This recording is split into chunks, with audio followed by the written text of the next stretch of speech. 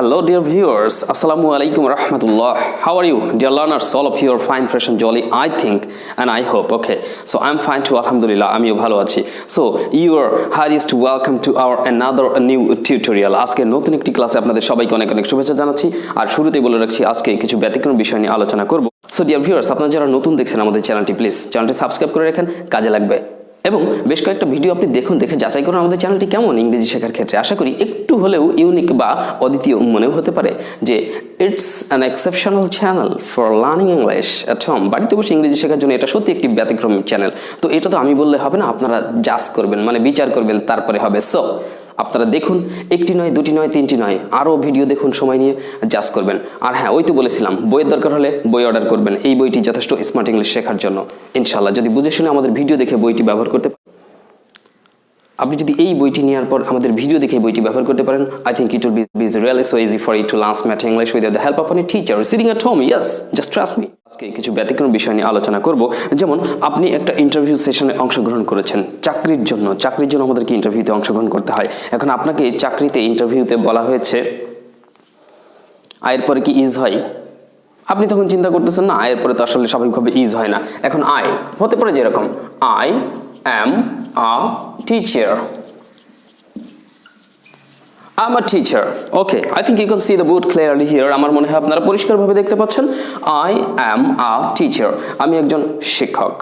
এখন যদি এখানে লেখা হতো I is a teacher.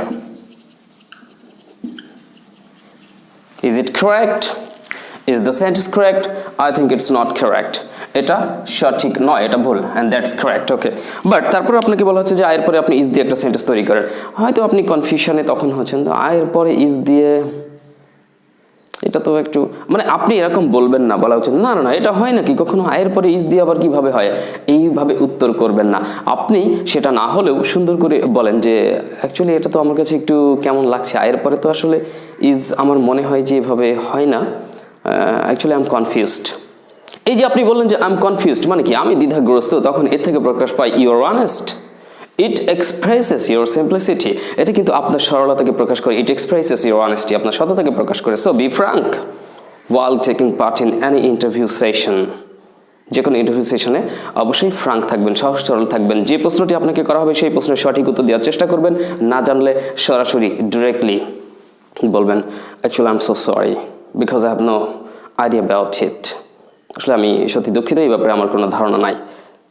তারা বুঝবে যে ইউ আর অনেস্ট। সো এটা কিন্তু অনেক বড় একটি সম্পদ, সততা। ওকে, সো এটাকে আমরা সবাই বজায় রাখার চেষ্টা করবো। Anyway, okay, so I am a teacher, আমি একজন শিক্ষক। I as a teacher is not correct, এটা কোনো বাক্য হয় না।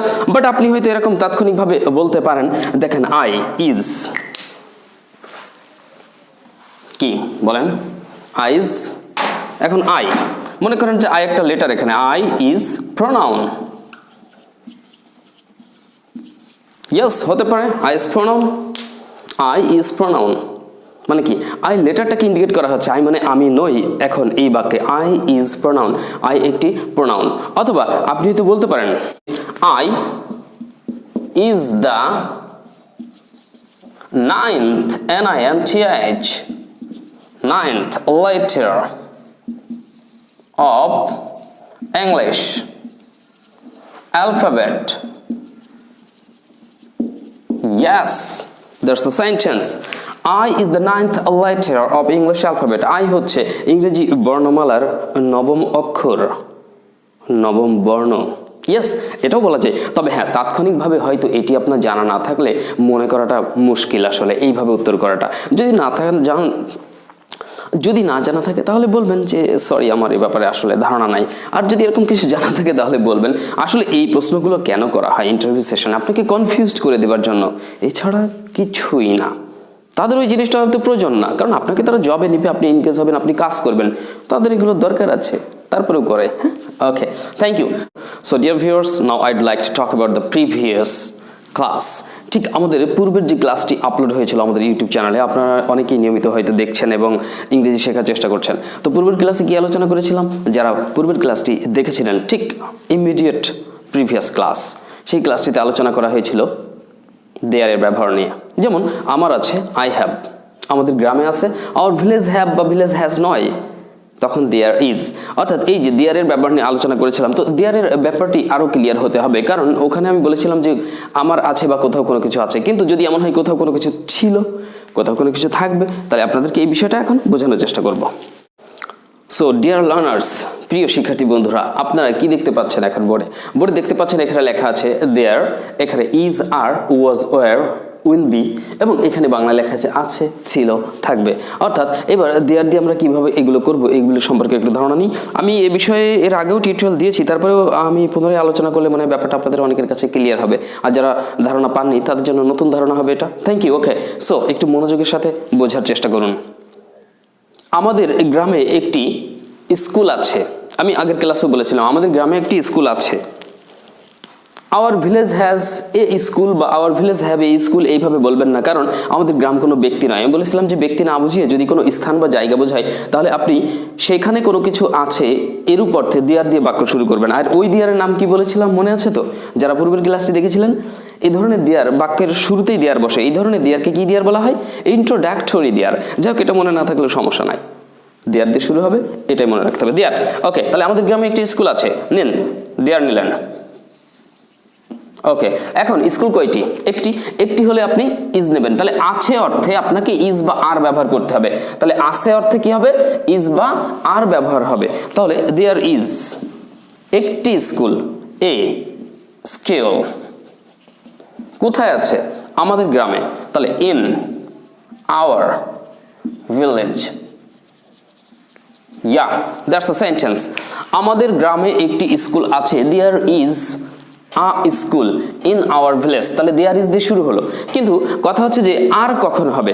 যখন দেখবেন যে কোথাও কোনো কিছু আছে আর যে জিনিসটির কথা বলা হচ্ছে বা যে বিষয়ের কথা বলা হচ্ছে সেটি কি সিঙ্গুলার নাকি প্লুরাল। যদি এখানে বলতেন আমাদের গ্রামে দুটি স্কুল আছে, তাহলে কি there is হতো? অবশ্যই না। তাহলে আপনাকে এখানে ব্যবহার করতে হতো কি? there আর ব্যবহার করতে হতো। দেয়ার আর, তখন আর এ থাকতো না, তাই না? এখানে কয়টি স্কুল দিতে হতো? 2। তাহলে দেয়ার আর 2। এইবার স্কুলের জায়গায় কি দিতেন? একটা এস দিয়ে দিতেন। দেয়ার আর 2 schools in our village. There R 2 schools in our village. আমাদের এই গ্রামে দুটি স্কুল আছে। আশা করি বুঝতে পেরেছেন। তাহলে কোথাও কোনো কিছু আছে অর্থে আপনি দেয়ার দ্বারা বাক্য শুরু করবেন এবং দেয়ারের পরেই আপনি এই ইজ অথবা আর ব্যবহার করবেন, তবে বুঝে শুনে। Thank you. Now let's talk about the uses of was and were. Was এবং ওয়ার কখন ব্যবহার করবো আমরা দেয়ারের পরে? দেয়ারের পরে ওয়াজ আর ব্যবহার করতে হবে যদি কোথাও কোনো কিছু ছিল বোঝায়। ছিল অর্থাৎ পূর্বের কথা, অর্থাৎ অতীতের কথা। তাহলে কোথাও কোনো কিছু ছিল এর উপর আমরা দেয়ারের পরে ওয়াজ বা ওয়ার ব্যবহার করে এখন একটু বাক্য তৈরি করার চেষ্টা করি। ওকে, মনে করেন আপনি বলতেছেন যে একই বাক্য দিয়ে বোঝাবো আমি, তাহলে সহজ হবে যে আমাদের গ্রামে একটি স্কুল ছিল। আমাদের গ্রামে একটি স্কুল ছিল, তাহলে আপনি কি বলবেন? দেয়ার, এখানে একটি হলে ওয়াজ হবে, was a school in our village. But এখন যদি আপনি বলতে চান যে আমাদের গ্রামে দুটি স্কুল ছিল, একের অধিক হয়ে গেল, তাহলে আমাদের গ্রামে দুটি স্কুল ছিল, তখন কি আর ওয়াজ রাখা যাবে? অবশ্যই না, তখন ওয়াজের জায়গায় ওয়ার হবে। হ্যাঁ, তাহলে আমরা তখন ওয়াজের জায়গায় ওয়ার ব্যবহার করব। There were 2। R there were 2 যখন বলেছেন তখন স্কুলে একটা এস হবে। ওকে, এটা প্লুরাল। তাহলে there were 2 schools in our village, যার বাংলা অর্থ আমাদের গ্রামে দুটি স্কুল ছিল। তাহলে আমাদের গ্রামে একটি স্কুল ছিল, দেয়ার ইজ নয়, সরি, আমাদের গ্রামে একটি স্কুল ছিল, দেয়ার ওয়াজ a school in our village. আর আমাদের গ্রামে দুটি স্কুল ছিল, there were 2 schools in our village, আমাদের গ্রামে দুটি স্কুল ছিল। I think you got it. আশা করি বুঝতে পেরেছেন। আর যাদের বুঝতে সমস্যা হবে তারা একটু টেনে টেনে দেখবেন, মানে কি পিছনে আবার ব্যাকে যাবেন, ব্যাকে যে আবার একটু দেখবেন, ব্যাকে আবার একটু আলোচনা দেখেন, দেখতে দেখতে দেখবেন ক্লিয়ার হয়ে গেছে ইনশাআল্লাহ। ওকে, নাও I'd like to talk about the uses of will be. Will be টা আসলে কখন ব্যবহার করব? আপনারা নিশ্চয়ই বুঝতে পারছেন যে কোথাও কোনো কিছু থাকবে বা হবে। এই থাকবে বা হবে এই অর্থ কিন্তু আপনি ব্যবহার করতে পারেন যে একের হবে, থাকবে বা হবে। এখন আপনি তখন ইউজ করবেন উইল বি। কি ইউজ করবেন? Will be. কিভাবে? তাহলে বাক্যটা আমরা একটু দেখি। আপনি বলছেন যে আমাদের গ্রামে একটি স্কুল থাকবে। এখন একটি স্কুল থাকবে বললে বাংলাটা জানি কেমন মানাচ্ছে না, তাই না? আপনি যদি বলেন যে আমাদের গ্রামে একটা স্কুল হবে, মানে কি, একটি স্কুল প্রতিষ্ঠিত হবে বা কর্তৃপক্ষ বা এলাকাবাসী একটা স্কুল করবে, প্রাইভেট স্কুল মনে করেন, ওকে, বা গভর্নমেন্ট একটা প্রজেক্ট এসছে যে সেখানে একটা স্কুল হবে। তো এই অর্থে আপনি বলছেন যে আমাদের গ্রামে একটি স্কুল হবে, তাহলে আপনি বলবেন there will be a school, there will be a school in our village। এই যে এইভাবে মূলত আপনাদেরকে এই বাক্যগুলো তৈরি করতে হবে। তাহলে আমরা একটু রিভিউ দিই। কোথাও করে কিছু আছে এই অর্থে দেয়ারের পরে ইজ বা আর ব্যবহার করব, আর কোথাও করে কিছু ছিল এই অর্থে আমরা কিন্তু ওয়াজ বা আর ব্যবহার করব, আর কোথাও করে কিছু থাকবে বা হবে অর্থে দেয়ারের পরে উইল বি ব্যবহার করতে হবে। এই হচ্ছে নিয়ম। তাহলে দেয়ার দ্বারা আমরা কিন্তু এইভাবে বিভিন্ন ধরনের বাক্য তৈরি করতে পারি। তাহলে এখন আমি যে নিয়মটি আপনাদেরকে দেখালাম যে দেয়ার ইজ আর এর ব্যবহার, দেয়ার ওয়াজ আর এর ব্যবহার, দেয়ার উইল বির ব্যবহার, তো আপনারা যদি এই ব্যাপারটি বুঝে থাকেন, এখন নিজেরা একটু চেষ্টা করেন কিছু কিছু বাক্য তৈরি করার জন্য বাংলায়। আমাদের গ্রামে একটি মসজিদ আছে, আমাদের গ্রামে দুটি দোকান ছিল, আমাদের গ্রামে একটি গ্রাম্য বাজার হবে, আমাদের শহরে দুটি ইউনিভার্সিটি আছে, আমাদের শহরে একটি জাদুঘর আছে, আমাদের শহরে একটি নতুন কমিউনিটি সেন্টার হবে। মানে এইরকম বিভিন্ন ধরনের বাংলা বাক্য আপনি একটু নিজে চিন্তা করবেন। মানে আমাদের লেসনটি বোঝার পরে আপনিও যদি বাংলায় একটু চিন্তা করেন বিভিন্ন ধরনের বাক্য তৈরি করা, তাহলে দেখবেন যে আপনার জ্ঞানের পরিধি বেড়ে যাচ্ছে। শুধুমাত্র যতটুকু দিলাম এতটুকু নিয়ে বসে থাকবেন না। এই যতটুকু বুঝলেন এই বোঝার আলোকে আপনি নিজেও কিছু তৈরি করার চেষ্টা করুন, দেখবেন পারবেন। কিছু কিছু জায়গায় সমস্যা হয়ে যাবে, সমস্যা হলে আপনি আবার ভিডিও দেখুন, দেখবেন যে জিনিসটা ক্লিয়ার হয়ে গেছে আপনাদের কাছে। সো ভিউয়ার্স, ছোট্ট একটি টিউটোরিয়াল উপহার দিলাম, আশা করি কিছুটা ধারণা আসছে। তো আমি তো বলে থাকি যে কিছু কিছু করে শেখেন, কারণ কিছু প্লাস কিছু একসময় হয়ে যাবে অনেক কিছু। So dear viewers, now I have a question for all of you. আপনাদের সবার জন্য একটি প্রশ্ন, আপনি কি ইংলিশ নিয়ে চিন্তিত? আছে না, অনেকে আমরা চেষ্টা করতেছি, দীর্ঘদিন যাবত চেষ্টা করছি, দীর্ঘ বছর যাবত চেষ্টা করতেছি ইংরেজি শেখার জন্য, তারপরেও রেজাল্ট জিরো, শিখতে পারছি না।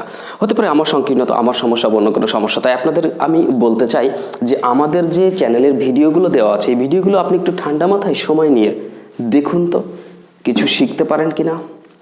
যদি শিখতে পারেন এরপরে যে পজিটিভ কমেন্ট করেন। তবে মনে রাখতে হবে, একটু ধৈর্য রাখতে হবে আমাদের টিউটোরিয়ালগুলো দেখে শিখতে হলে। আমি একটু যে ব্যাখ্যা বিশ্লেষণ করি বেশি, একটু কথা বলি বেশি, কারণ কি, দুর্বলদের জন্য। যারা সবল তাদের তো ধৈর্য থাকে না, ওরা আবার অল্পতে বোঝে তো ওদের ধৈর্য থাকে না, বাট ওরাও জানে আল্লাহ ধৈর্যশীলদের পছন্দ করেন, আল কোরআন।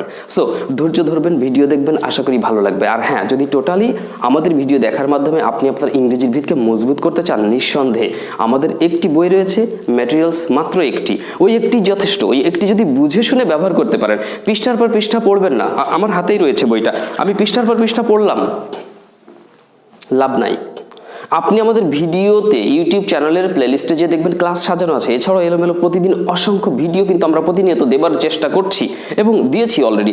অসংখ্য ক্লাস আছে, আপনি নিয়মিত দেখবেন, একটু মনোযোগ দিয়ে দেখবেন, দেখবেন আপনি বিগত 20 বছরে যা শিখতে পারেননি, হয়তো 20 দিনেও তার অনেক সমস্যার সমাধান এখান থেকে পেয়েছেন ইনশাল্লাহ। এটা আমার দীর্ঘ বিশ্বাস। বাট আপনি দেখবেন, দেখার পরেই যাচাই করুন, আমার কথা শুনে আকৃষ্ট হবার দরকার নাই। আর হ্যাঁ, বইয়ের কথা যেটা বলছিলাম, যদি আপনি বাড়িতে বসে কোনো শিক্ষকের সাহায্য ছাড়া সত্যিই যদি ইংরেজি শিখতে চান, নিজে নিজে ইংরেজি শিখতে চান আমাদের ক্লাস দেখে, তাহলে এই বইয়ের একটি কপি যদি আপনার পক্ষে সম্ভব হয় সংগ্রহ করবেন। বইটির কপির মূল্য প্রায় 700 টাকা, 690 বা প্রায় 700 টাকা। এই প্রায় 700 টাকা দিয়ে একটা বই কিনে নিচ্ছেন। এই বই কিনে নেওয়া মানেই কিন্তু পুরো কোর্সই কিনে নেওয়া।